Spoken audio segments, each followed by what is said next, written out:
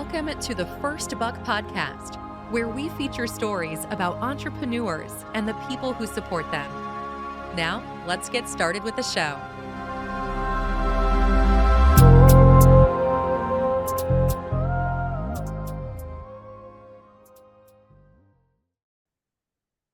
Hello and welcome to the First Buck Podcast, brought to you by sky'sthelimit.org. We feature stories about entrepreneurs and the people who support them. Today, we're joined by Dax Hansen, a partner at Perkins Coie, a leading international law firm. In his role, Dax helps innovators transform and adopt technology and financial services. He is a technology, transactions, and regulatory attorney who has pioneered blockchain, digital currency, payments, and fintech law. Dax has advised clients on many industry firsts, ranging from the first Bitcoin exchanges and tokenized assets to the first public company adoption of Bitcoin as a reserve asset and the first mainstream non-fungible token NFT auction. Dax is really a pioneer. Dax founded the firm's leading fintech industry group, which has for many years served clients innovating and operating at the intersection of emerging technologies and money.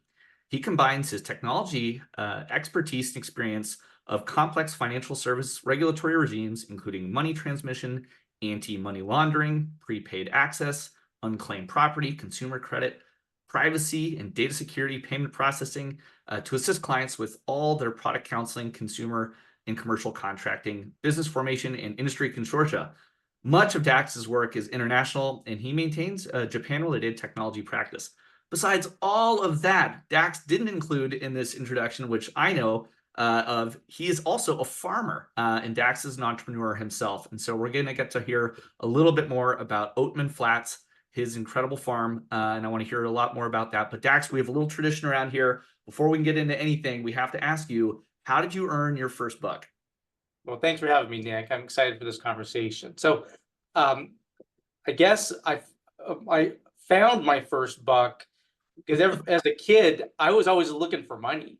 I was looking for anything interesting, shiny objects. So my earliest memories are riding my big wheel out around in like construction zones, looking for discarded money or shiny pieces of plugs of metal. The Pepsi challenge, finding those caps, right? And just looking for artifacts. I was metal detecting as a kid. So I was always just curious as I was looking around for things. I started collecting coins. But I started earning real money when I actually needed money in my life by doing a lot of grunt work. I was, first of all, I grew up in Arizona. It was really hot. So during the summers, it was scorching. But what I ended up doing was getting the jobs that almost nobody wanted. I was roofing up on black tar paper, putting tile up there. I was laying down carpet. I was being a helper on a shotcrete crew. So a lot of, and by the way, my dad owned a concrete pumping business, so he was in the construction industry, and so some of that just came naturally. And I viewed that good, hard, honest work as quality work, right? And I wasn't afraid of that, and I was taught how to work hard in those areas. But maybe my first like solid buck came from Sky Mall. You might remember that in-flight magazine company. That one of our family friends and our church members, Bob Worsley, was getting ready to start this business. He had the idea that you could order something from an airplane and then pick it up when you arrived. And so he built this business. He launched it around the Phoenix airport, Sky Harbor Airport. And I was hired to go do, first of all, to do some sales, but also do deliveries. So at the time, the model was literally there was a warehouse, and when someone ordered on the airplane, we'd pick up the stuff, and we'd drive it to the airport. And I'd meet him at the gate. This was before 9/11. And so I'd hand him this bag full of Hammacher, Schlemmer, whatever, like some devices, massage whatevers, and slippers. I did that until I was able to move my way up. The founder there asked me what I want to do with my life, and I said I wanted to practice law, and so he ended up giving me a job that he called a legal aid. I was probably practicing illegal law, like illegal practice of law, because I had no credentials, but I was there to be a liaison between the company and their outside counsel, And that's where I got my first taste of law. And I earned a consistent buck for several years. Ah, okay. I love this. So we start off, basically as a detectorist, finding things out in the wild, to becoming a handyman, to really it's sort of an interesting new concept, which was SkyMall was a big deal when it launched. I remember flying when I was a little kid and going through the magazine and picking out all the cool things I wanted to have someday. And then your foray into law. So let's talk a little bit about that. I mean, you've had a distinguished career as a legal practitioner. What were sort of the things that were pivotal from the early stages, and then, how does one become partner at a law firm? Talk to us a little bit about that part of the story arc. Sure. Okay. So I had spent time in Japan as a foreign exchange student, a Rotary foreign exchange student for my senior year of high school. And I'd started a church service mission there for 2 years. And so my idea was always to combine law and like Japanese culture, business, technology somehow. And so I sought out during law school, sought out firms that had Japan practices. And I ended up finding a lawyer named Damian Smith that was up here in Seattle who was running a Japan practice. I just cold called him one day and he interviewed me in Japanese immediately. And he said, "Hey, I think I can use somebody like you." So there's probably a whole other story here, but I got to Perkins Coie through a very non-traditional route. Like I was even though I was in law school, they gave me a position that they created like a new position for me because there wasn't a traditional position for me. Came up, started this idea I was going to practice Japanese law, and then that lawyer left the firm. And so I got here and I started still kind of build out a Japan practice, but I was clerking here in 97 and 98. I joined officially in 99, which your listeners would recognize as the formative years of internet law development. And so I joined right at the time that two of my partners, Tom Bell and Al Gadari, were forming internet law. Like they were bringing the discipline of internet law to the fore and trying to put some sort of structure to it. And so I joined the business group at Perkins Coie at that time and ended up catching that bug, that interest in the internet, and started working with Tom Bell. There at the time we were sort of dividing up like what's all the business. As you move from bricks and mortar to online, there's certain categories like commerce, like e-commerce, and ultimately there's social media. But there was a category of just financial services, and we called it electronic financial services, kind of like e-commerce. And that was a category that I started working in. And because of some departures, including some of the leading household names like Amazon hired one of the junior partners who was running that electronic financial services practice. His name was John Morgan. They hired him to go build their payments business, Amazon Payments. And so that left a hole. And as a fifth-year associate at Perkins Coie, I was able to step in and take over that practice. It had been built for maybe 5 or 6 years before that, had lots of interesting clients. And so in addition to having a general tech practice, a Japan practice, I ended up inheriting this electronic financial services practice. It was small and fledgling, but I got so interested in all of these areas of the law and started just advising companies making up fintech law. Like fintech wasn't even a category. And I just made it up, and that became the basis then for the crypto work. Around the time I met you, Nick, right, is that I had done a bunch of, I'll call it old school virtual currency projects like points and bucks and all sorts of other things. And so when Bitcoin popped onto the scene and there are entrepreneurs who are trying to build around Bitcoin, I think they searched like virtual currency lawyer, and like I was one of the lawyers who popped up. I'd written on it, and that led to me being, I think, probably the first Bitcoin lawyer to actually have a practice around this, and built Perkins Coie's practice. So there's a lot in there to unpack, but I guess I'll just say I joined at a really interesting time. I started practicing law when innovation was, exploding around the internet. I became a subject matter expert when there were very few subject matter experts. I became one, and I specialized at the intersection of technology and money. And money and technology never go out of style.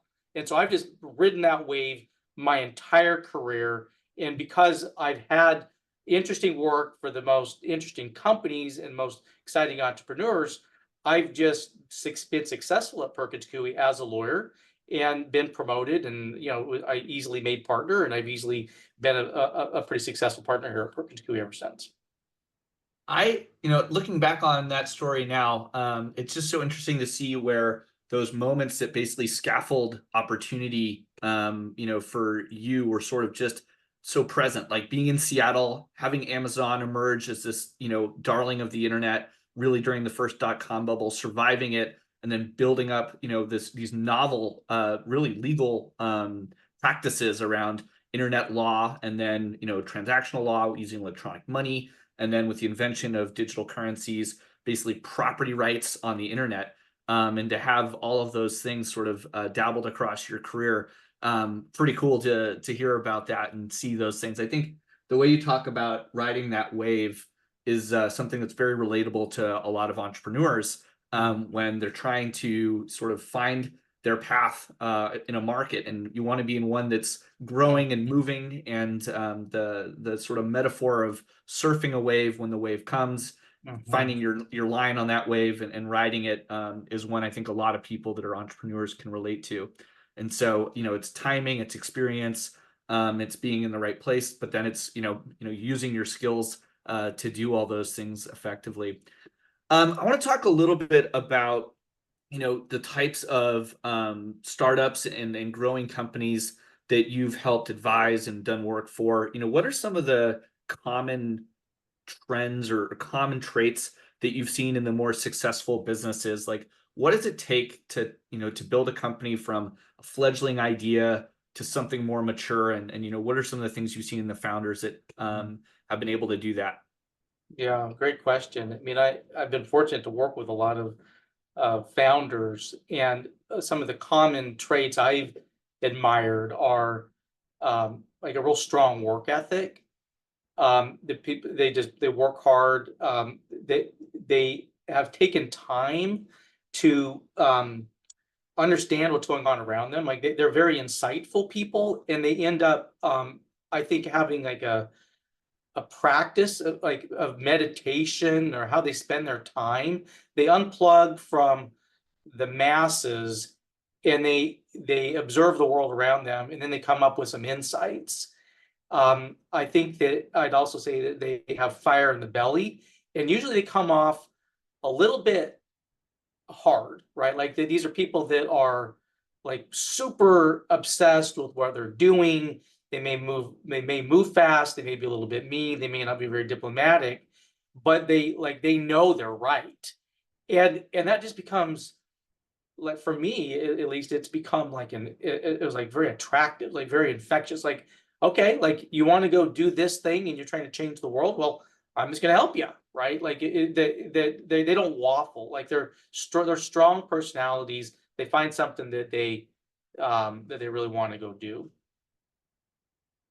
Thank you for sharing that. Yeah, I think one of the things we see in the Sky's the Limit community, where we have all of these entrepreneurs that also need to spend time with other entrepreneurs, because it's so hard to relate to their problem sets. They're focused on their customers, they're trying to figure out what the problems are, trying to figure out how to grow their businesses. And I think that, your observation that these people are deeply passionate about those things, and they can, is just so important to basically persevere through the challenges. Well, can I add one more thing? Because it kind of relates also to my time at Perkins Coie, which was that one of my mentors here is named Tom Bell. He was the one who was founding the internet practice. And there was a time that when I was associate, where I was like writing documents, writing agreements, and I was trying to hew pretty close to like forms and templates, find other examples of agreements. And there came a time when he just sat me down and said, look, don't feel bound by any of these forms. He said, just make it up. Like nobody else knows how to do this. When you're doing the new work, like internet law or whatever you're doing, there's not a template for it. And so just make it up. And it gave me so much courage just to like unplug from any of the convention and just do it my own way. And I'd say that in this space of with blockchain and decentralization and Web3, and generative AI. These are all open source protocols, open technologies. Like, you don't have to have any pre-existing background or social demographic profile. You just have to be curious, and you have to like dig in and figure something out, right? And so I think that that anybody can kind of get a start if they're curious and they believe in themselves and got some fire in the belly. Just kind of, why not them, right? Like that, especially if you're involved in the new thing. And what's fascinating right now is just how fast the innovation happens, the technology, these trends, is that there's green fields everywhere you look. And so Yeah. you just jump in and you become, qualified and capable in an area, then like lots of other people should be willing to pay you money if you're better at that one thing than a lot of other people around you. One of the things you said, Dax, I really appreciated was, you crediting this mentor of yours, Tom Bell. And like one of the things I've noticed with successful businessmen, leaders like yourself, and entrepreneurs is that, they have forged relationships with individuals that can help them see their blind spots, give them some courage to take on extra risks or challenges, that kind of thing. And so I'd love to hear a little bit more about like, what's your advice to young entrepreneurs out there, or even people, going through their careers in law? Like, how should they think about finding mentors and advisors, and what role have those mentors and advisors played for you, and how they helped you in your career? Mhm. Well, one thing that I learned as a lawyer, how to be successful as a lawyer, was to make my partners and my clients look good. Like, that's my job, right? Like, and it's not to take credit for things, it's to make other people look good. And so what I then was all about doing with these partners was trying to find trends, ideas, memos, white papers, things they could send on to their clients, like add value to other people's businesses. And Yep. when I started adding value to them, then they pulled me in, and then they connected me in. And and when I sit down and I start talking to a client, for instance, I immediately get absorbed in their story, right? I've tried to listen well, and rather than like trying to hawk my wares, it's like, well, let me just hear what's going on, and then let me be a response to that, like be real time feedback. But I'll just say that that's how it was with me with mentors too. Is like that I found people, I tried to contribute to a group, contribute to an organization, and I tried to look people in the eye and show them that I was a hard worker. And I asked, how can I help? And there were some people who thought, well, I could probably put this young pup to work. And Tom Bell is one of them. Al Gadari is another one, that I spent a lot of time with. Bob Worsley from Sky Mall, like he took a risk on me. I was doing some other non-traditional role, but like somehow I just let it be known in that conversation what I wanted to do, and I wanted to be productive. I showed a little bit of the fire in the belly. I think these days what may be lacking a little bit is just the personal connection. Like when you can get somebody in a room and you can actually look at them in the eyes and you can shake them with a firm handshake, like it conveys something. Like, this person is reliable. This person, is put on this earth to play some sort of a role. And when you like disconnect people from those sort of human experiences, you lose something, right? And then it's like, you're kind of behind the curve. So I just think the best way you can find a mentor is like be out there, be anywhere with people, and try to add value, try to solve a real problem, rather than like, how am I going to pad my wallet, like, or how to pad my resume, like how do I contribute? And I think those opportunities will like naturally find themselves, because like people find each other. I mean, I found that with my practice. I founded this practice around fintech and crypto. I've got the best and brightest minds who come from every firm, every company, like every law school. Like it's almost like magnetic. Like they found their home here. And I think that if you know what you want to be, and you're open to kind of being pulled like a magnet, you'll find the people. Like you'll know who are the people. Go to an event, pay your own way, show up, stand outside, hand somebody a business card, whatever, right? Like but you got to believe in yourselves. I think you got to hustle. Yep. I think the lesson you're sort of getting to is like, and I see it so obviously in your career, is like investing in these relationships, building up social capital, sharing that social capital around actually creates real capital. And it pays, pays it forward. And that's one of the things I find through my volunteering at Sky's the Limit, is that I get to really forge these really meaningful relationships with people I otherwise wouldn't necessarily get to know well. And I really not only enjoy it, but I learn a lot. And it's a really rewarding thing to participate in. Absolutely. So you've hired a lot of people across your career. One of the things entrepreneurs, have all will end up struggling with at some point is team building and surrounding themselves with people that can augment their talents and skills. So how do you think about putting people in your organizations, and then also do you have a favorite interview question? I always like to ask that one. Well, one of my favorite techniques was I would take interview candidates down to a place on the waterfront called like the Crab Shack or the Crab Pot or something like that, where they it's like a seafood boil. They dump all the food on the table, like on paper. And you got like crab, you got to crack, and you got to use your hand like with a bib, right? And so if I had a candidate, I'd take him there, and if they ordered a salad, I was like, okay, I don't know that I can be in the trenches with this person, but if they're like, bring it on, and they're getting like juice all over them, then I thought, all right, well, these are the people that like when the going gets tough, I can rely on.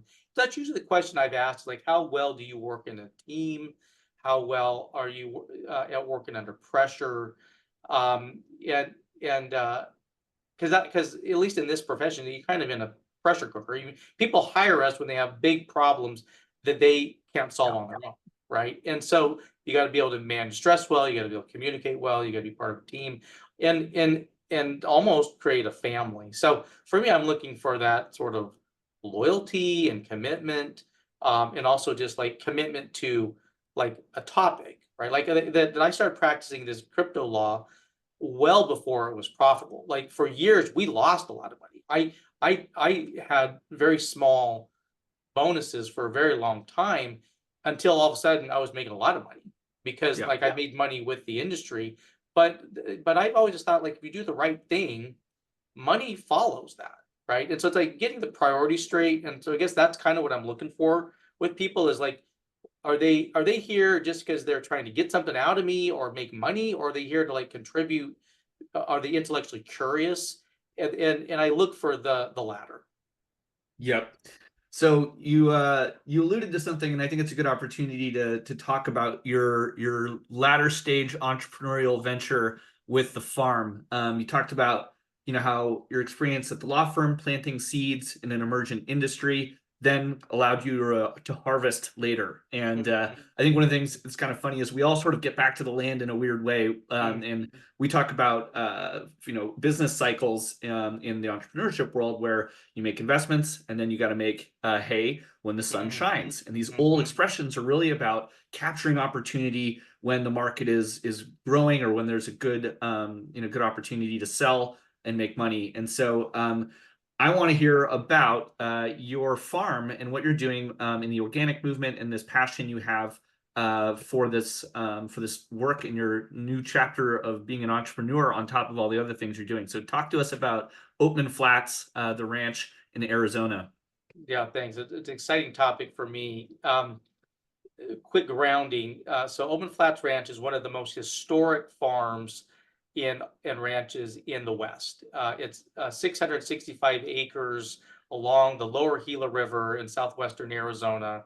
But people have been living and farming there for thousands of years, and all the main thoroughfares and routes, Pony Express, Butterfield Stage, the 49ers, the Southern River Trail, all went through this farm. And my family ended up, my grandpa ended up buying it in 1955, and it's been really the Hansen identity. Well, fast forward since that time, and that area has been ravaged by climate change and desertification. It's like ground zero for climate change and desertification in the United States.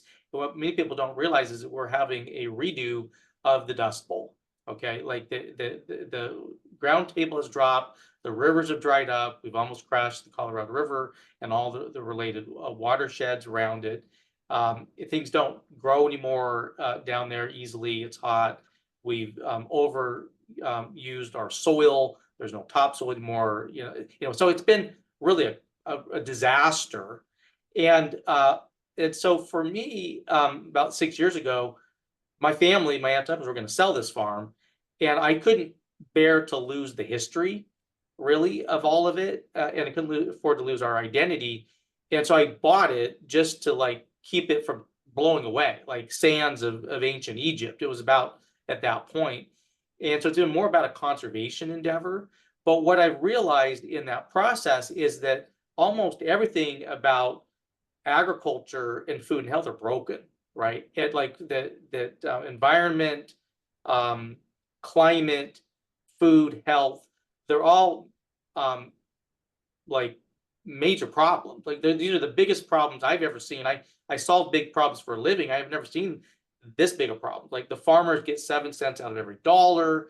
Consumers end up getting autoimmune disorders. The all the pollinators and the insects and the bugs and animals are all disappearing. And so like we got to do something to reverse the trend. And so what I found, I looked backwards and forward. I looked at the ethnobotany of the region, like what used to grow there, and I looked at climate change about what's going to happen. And I found these native and drought adapted crops that had been like showcase products for centuries in that area, and that grew on very little water in rough conditions. And I started to build the markets for those. And so I grow things like white Sonora wheat, mesquite, agave. I run sheep out there on the 665-acre farm. And then I made products out of that. Like the commodity system is going to kill all the farmers, in my view. Like you can't make enough money to regenerate the land. So we built pancake mixes and bread mixes and vanilla extract and soft pretzels and baked breads. And we're finding all of those items that are value-added products, and we're building the market primarily in Arizona. Phoenix area has 6 million people. It's one of the largest metropolitan areas, but we're also, pursuing direct to consumer. And one of the things, Nick, that is really interesting to me is that I've been helping companies move from a centralized model to a decentralized model, Web 2 to Web 3. And we need to do the same thing in environment, climate, and health and food. We need to go back to more direct to consumer, peer to peer, let the stakeholders have more influence in the outcomes of these things. And so what I'm really trying to do is everything I've learned in that space and translate it to a physical world. But I brought technology. So I bring in QR codes, like blockchain-based provenance and reporting on nutrition, on practices and all the rest, so that it's accessible through a QR code. But one of the things that I challenge your listeners to reach out to me about is like, how do you bring technologies like blockchain, like AI, to bear on these big problems of climate change, health? And because I'm convinced that we now have new tools in our toolkit that we never had before. Like we sort of been in this sort of demoralized position that like, well, it's just going to happen to us. Well, I dispute that. Like it would have happened to us if we didn't have new tools, but we've innovated our way to we have tools where we can solve problems. We can identify like what are the techniques? How do you crowdsource trends? How do you bring incentives? Like the Bitcoin mining processing, that incentive structure, something like that can be brought to improve environment and food and health. Well, you just taught me a lot about farming in a very brief period of time. I think my previous knowledge of it was basically captured by Clarkson's Farm. I don't know if you've watched that TV show, but it's basically about this British personality, Jeremy Clarkson, who was on Top Gear, and then he owns a farm, out in the UK, and he learns all about the process of taking care of his land. And I think that what you described, this integrated systems collapse, across our agriculture, our food, our health, these are big problems. And whenever there are big problems, that also means there are equally big opportunities to address and solve those things. And those have to be addressed and solved by the next generation of entrepreneurs. Exactly. And just on that point, like some of my friends now, they said to me, say, hey, Dax, why didn't you insist more that I like invest in Bitcoin back when you knew all about it? I'm like, guys, I told you. And then they say like, well, what's the next big thing? And I think I'm going to tell them about another point. I'm like, guys, you need to look at regenerative agriculture. Okay. Like that there's a lot of opportunity in regenerative agriculture, because regenerative agriculture is where you're going to find the solutions. Regenerative organic certified is, it's a standard that Patagonia, Yvon Chouinard, Patagonia, Dr. Bronner, the Rodel Institute founded. But people might think, oh, well, that's kind of odd. Like, where's the opportunities there? But there's a ton. They said, big problem, big solution. Yeah. And in bringing tech to bear in that ways, like you can get all of the major companies involved. You see the SEC proposals around climate change. The OCC and others are Fed asking banks to come up with policies around climate change. There is a big tech solution. There's a lot of entrepreneurship in this area, which, by the way, has sort of seen a flight out from of a lot of the best and the brightest. So you can bring the best and brightest to regenerate the land. We all feel better, and I think you can make money at it. Yeah.